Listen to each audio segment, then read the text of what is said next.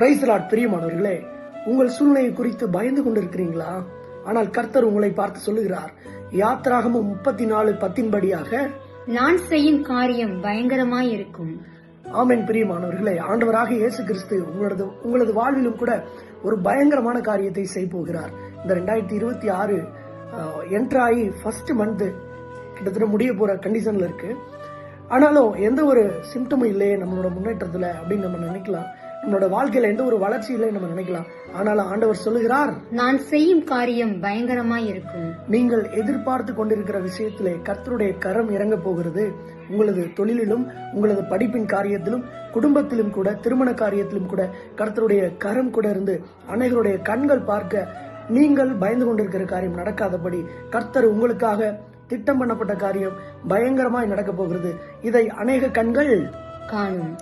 ஆமென். இந்த வார்த்தையின்படியாக கர்த்தர் உங்களை கூட இருந்து ஆசீர்வதிப்பாராக. என்னமா புரிஞ்சுச்சா? புரிஞ்சு.